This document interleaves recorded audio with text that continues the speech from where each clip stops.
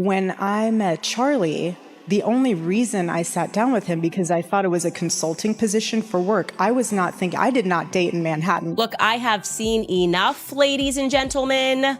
I've seen enough. Erika Kirk should be dragged into a police precinct for questioning, like I said. Erika Kirk is facing major backlash right now after Candace Owens publicly claimed that Erika financially supported an ex during their relationship and even helped fund the proposal moment. Online critics are calling her a sugar mama, and the label has taken off fast. The conversation has only grown louder because many people know Erika has had significant financial stability since Charlie passed. For those who have followed her story closely, this isn't the first time her past relationships have resurfaced and sparked controversy. Over the years, Erika has been linked to several former partners. What stands out to critics is that she previously suggested she had little to no serious dating history before meeting Charlie. Now, with old details reappearing, that earlier narrative is being questioned.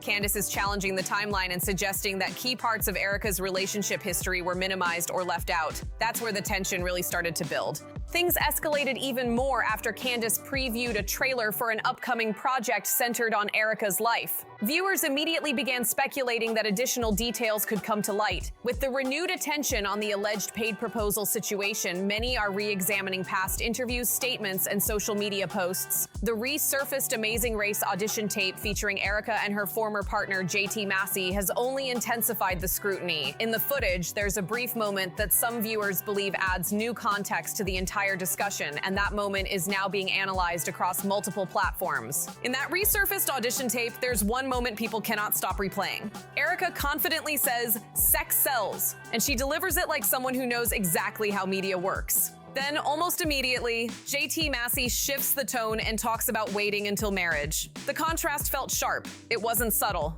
It's not within the confines of marriage. I don't... We need... What? We're checking the light? Oh, okay. Viewers watching it back now say it looked like two completely different mindsets in the same room. One focused on strategy and image, the other focused on tradition. At the time, most people brushed it off, but now that the clip is circulating again, critics say it reveals more about Erika's approach than anyone realized back then. They argue it shows how calculated she could be when it came to presentation and opportunity. Supporters, of course, say it was just reality TV energy. Still, the awkward exchange is being dissected frame by frame, and the timing of it resurfacing has only intensified the debate. The tape also reopened long-standing rumors that have floated around online for years. Some commenters began revisiting claims that Erika may have been married before meeting Charlie. Nothing has ever been officially confirmed, but social media doesn't forget. One resurfaced comment read, "Wasn't she married to a guy and then divorced him before getting banned from Romania?" Another asked, "I'm sorry, but how could he not know of her past?" Those questions are now circulating again, even though there's no verified documentation publicly confirming those specific claims. What people keep coming back to is this idea that there may have been parts of Erika's history that weren't widely discussed. Some speculate Charlie either didn't know everything or chose not to focus on it. Others argue that everyone has a past and that resurfacing old rumors during a tense period isn't fair. But perception matters, especially when emotions are already running high. After Charlie passed away, many expected Erika to step back from the spotlight for a while. Instead, she quickly stepped into a leadership role at Turning Point USA. The transition appeared fast. She began doing interviews, attending events, and maintaining a visible presence. Reports also indicated she received significant life insurance funds. To supporters, that move showed strength and continuity. So it's not within the confines of marriage. I don't... To critics, the speed of it all raised eyebrows. Some online commentators began speculating that the financial stability allowed Erika to reshape her public image and reposition herself for a new chapter. There is no confirmed evidence of wrongdoing, but speculation has grown because of how quickly the organization's direction appeared to evolve. Instead of a quiet period, it looked like a rebrand moment. That perception alone fueled discussion. Tension within the family has also been widely discussed. Reports suggest communication between Erika and Charlie's parents has been strained. Observers say it's unusual, especially during a period when families often lean on each other. But without direct statements from all sides, the full story remains unclear. Family dynamics are complicated, and outsiders rarely see the entire picture. There has also been online chatter about how Erika balances her responsibilities as a parent with her public commitments. Some critics question her travel schedule, others defend her, noting that public figures often rely on structured family support systems. Harsh comments have circulated, but strong opinions on social media don't always reflect the full reality behind the scenes. Then came February 23rd, 2026. Candace Owens released the trailer for her investigative series titled Bride of Kirk. The preview was intense. It referenced past rumors connected to Romania and suggested that Erika's rise after Charlie's passing may deserve deeper scrutiny. The framing of the trailer led many viewers to believe that additional allegations could surface. Candace also stated that she believes Charlie was betrayed by individuals within Turning Point USA. That statement immediately sparked more speculation. Some viewers interpret it as insider knowledge. Others believe it reflects personal opinion rather than confirmed fact. Without formal findings, it remains a claim, not a proven conclusion. As conversations grew louder, financial questions began trending as well. Social media users started asking whether any funds connect. Now, for many Charlie supporters, the issue isn't that people change. The issue is whether the transformation reflects genuine growth or a calculated repositioning to fit a new audience and a new power structure. Oh yeah. To Erika's personal life or former relationships had been scrutinized. There is no public confirmation of misuse. However, reports have circulated suggesting that financial records connected to Erika and TPUSA may have drawn regulatory attention.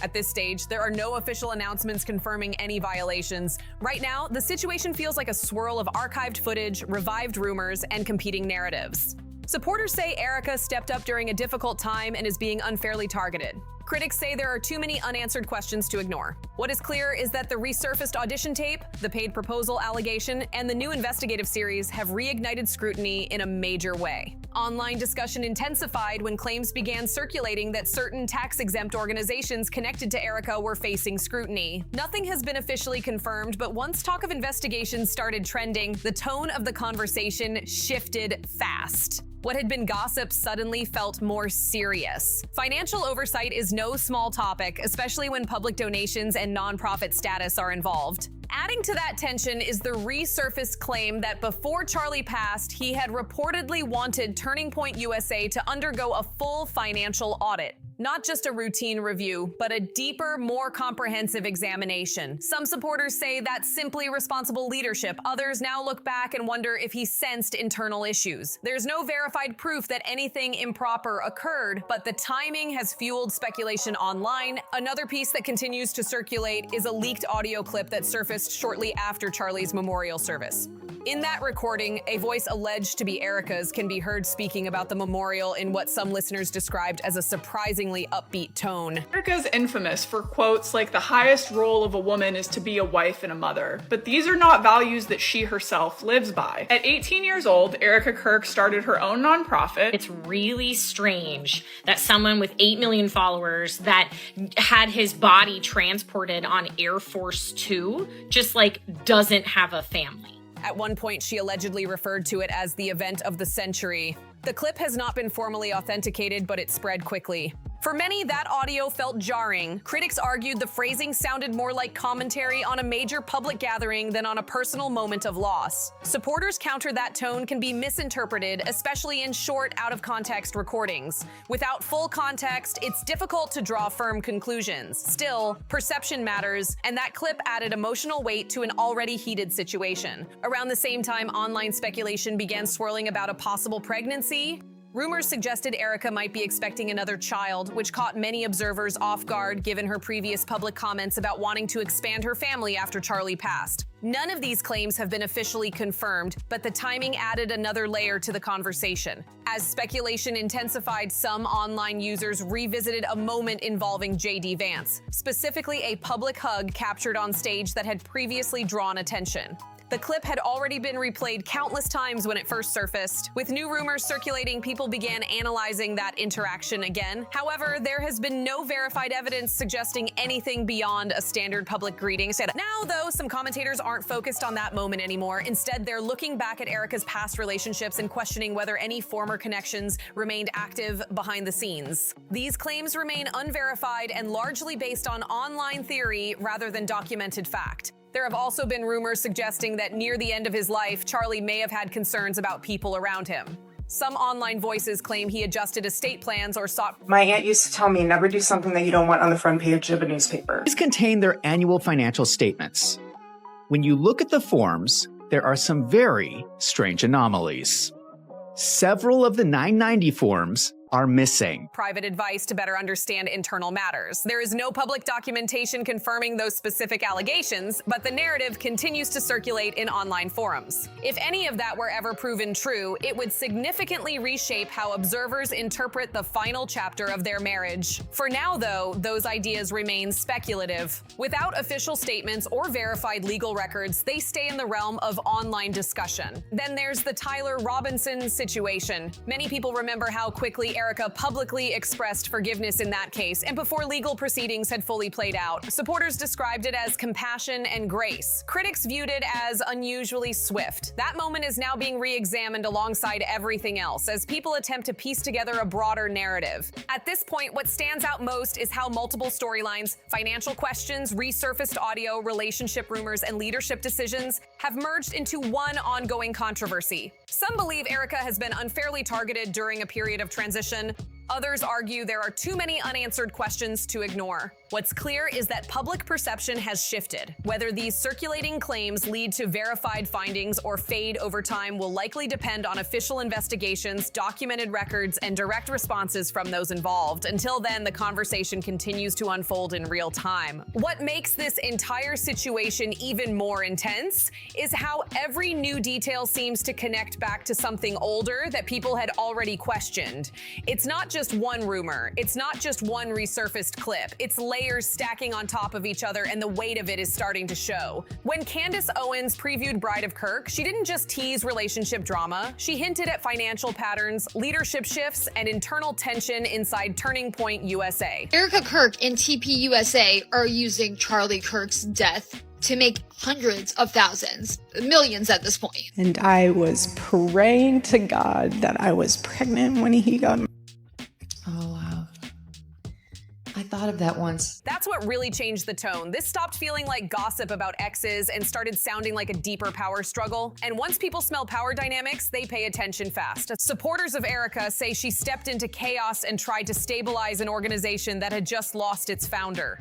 They argue that taking control quickly wasn't ambition. It was responsibility. From that perspective, becoming CEO right away wasn't calculated, it was necessary. But critics see the speed differently. They question whether the transition was already planned or at least anticipated. There's no confirmed evidence of that, but the timeline has fueled conversation nonstop. And then there's the money talk. Life insurance payouts, nonprofit funds, donor contributions. Once those words enter the chat, things escalate.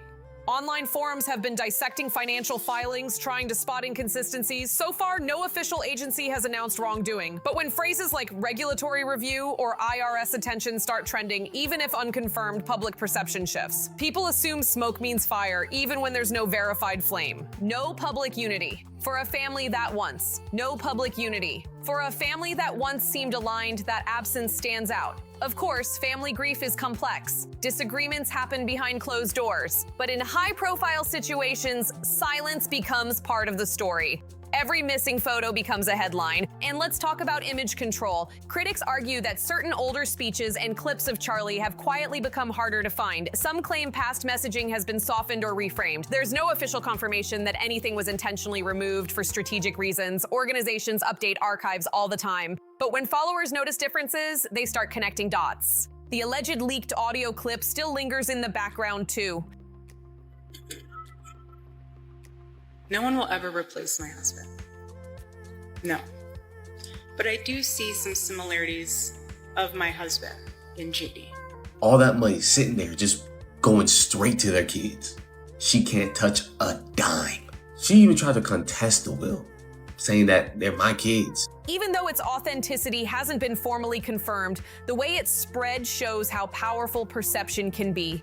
People replayed that event of the century line over and over. To some, it sounded tone deaf. To others, it could have been nervous energy or simply poor phrasing in a private moment. But once a clip hits the internet, interpretation takes over. Pregnancy rumors added another wave of speculation. No verified announcement has been made, yet the discussion alone changed the narrative. Supporters say growing a family would be a hopeful step forward. Critics question timing and optics. It shows how, at this stage, almost any development becomes part of a larger theory. The JD Vance hug moment also keeps resurfacing in comment sections, even though there's no evidence of anything beyond a public interaction. It demonstrates how once public trust starts wobbling, even ordinary gestures get magnified, slow motion replays, freeze frames, body language analysis. It becomes less about facts and more about suspicion. Then there are the whispers about estate decisions, claims that Charlie may have adjusted his will, claims that he might have sought outside advice about internal matters. None of this has been officially documented in a way the public can verify, but the idea alone changes how some viewers interpret the final chapter of their relationship. If true, it would suggest tension. If false, it shows how quickly speculation fills silence. What really stands out is how divided the audience has become. On one side, people believe Erika is being unfairly targeted during a vulnerable chapter of her life. They see resilience. They see someone navigating leadership, parenthood, and public pressure at the same time. On the other side, critics see patterns. They see unanswered questions. They see ambition mixed with secrecy. And Candace Owens continues to push the narrative forward. By framing her series as investigative rather than personal, she elevated the conversation beyond social media chatter. Whether viewers agree with her or not, she's made one thing clear. She believes there are details that deserve scrutiny. That confidence alone keeps people watching. At the center of it all is Turning Point USA. The organization itself now sits under a microscope. Donors want transparency, staff want stability, supporters want clarity, critics want accountability. In moments like this, leadership decisions are amplified. Every press appearance, every public statement, every policy shift gets analyzed for hidden meaning. Right now, there are still no formal findings proving financial misconduct, no official legal documents confirming estate disputes, no verified investigations announced publicly. But the conversation hasn't slowed down. If anything, it's accelerating. What makes this different from previous controversies is the emotional layer. This isn't just politics or organizational drama. It involves family, legacy, trust, and public memory. That combination is powerful. It keeps audiences invested because it feels personal. Whether this all fades or escalates will likely depend on documentation, audits, filings, clear statements. Those are the things that calm speculation.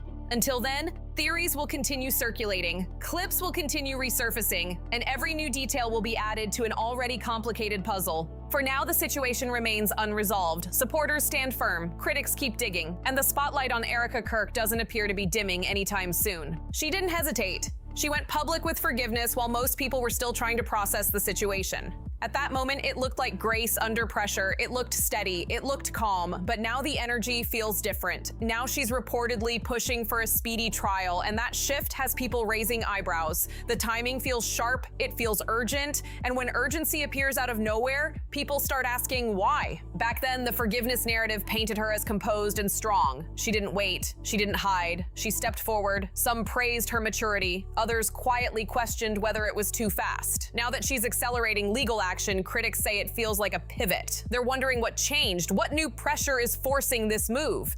And let's be real, the pressure has been nonstop. The resurfaced audition tape with JT Massey, the sex sells clip being replayed again and again, the financial speculation surrounding nonprofit organizations, the alleged audit Charlie reportedly wanted before he passed, the leaked memorial audio that made people uncomfortable, the rumored tension with Charlie's parents, the rapid leadership takeover at Turning Point USA. It's been wave after wave after wave. Individually, each issue might have faded, but together they form a pattern that online critics say is impossible to ignore. That's why the Sugar Mama label didn't just randomly appear. It built slowly. First, whispers about past relationships. Then Candace Owens publicly claiming Erika financially supported an ex and even helped orchestrate the proposal moment. Once that accusation went public, the internet ran with it. Candace stepping into the story changed everything. Before that, most of the chatter lived in comment sections and smaller forums. But when she previewed Bride of Kirk and openly challenged Erika's narrative, it elevated the conversation to a different level.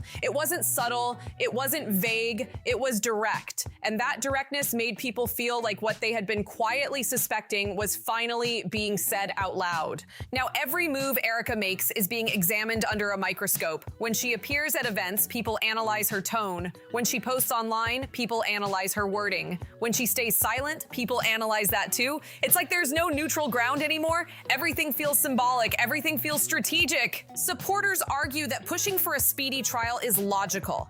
They say dragging things out only feeds speculation and extends emotional strain. They believe she wants resolution. They believe she wants clarity. They believe she's tired of living under constant suspicion.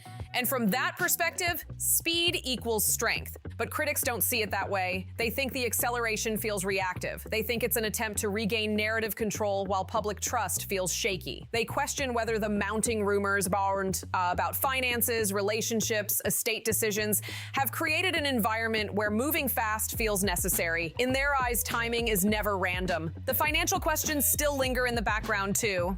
While no official findings have publicly confirmed wrongdoing, the mere discussion of audits and regulatory reviews makes donors and supporters uneasy. When nonprofits are involved, transparency becomes everything. Even unverified speculation can create lasting reputational damage. That's why this situation feels bigger than personal drama. It touches legacy, influence, and public trust all at once. Then there's the emotional layer that keeps this story alive. The leaked memorial audio, whether fully authenticated or not, left an impression. For some listeners, the tone felt off. For others, it could have been misinterpreted. But perception doesn't wait for verification. Once people form an opinion, it sticks. And that clip still circulates in comment sections whenever her name trends.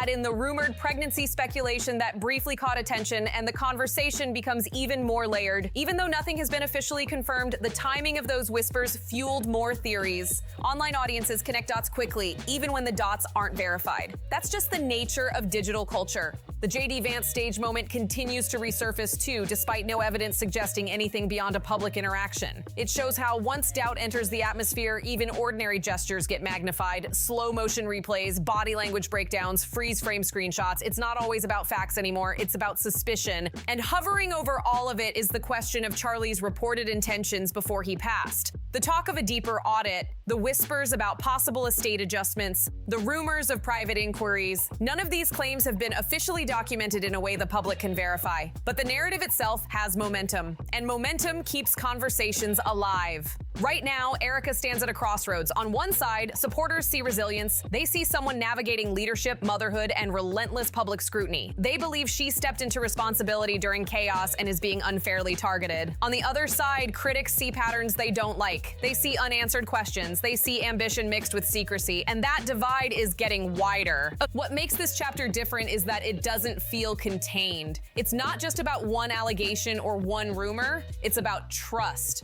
When trust feels cracked, every action becomes evidence in someone's eyes. Even neutrality feels strategic. Even calm feels rehearsed. That's the reality of living under constant digital spotlight. Still, it's crucial to separate allegation from confirmation. At this moment, there are no publicly confirmed legal findings proving financial misconduct, no verified court rulings confirming hidden estate moves, no official declarations establishing wrongdoing. Speculation is loud, but documentation is what ultimately matters. And until formal findings emerge, everything remains in the realm of debate. The coming months will likely determine how this story settles. If audits clear questions, the narrative shifts. If official documents surface, clarity follows. If silence continues, speculation will keep filling the gaps. That's how modern controversies unfold, in real time, fueled by clips, comments, and competing narratives. So now it comes down to perception versus proof. Do you think the push for a speedy trial signals confidence, or does it suggest mounting pressure behind the scenes? Is this a strategic reset, or simply someone trying to move forward after months of relentless scrutiny? I want to hear your take.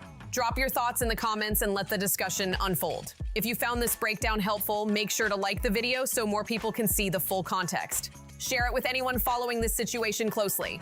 And subscribe so you don't miss the next update, because this story clearly isn't over yet. See you in the next one.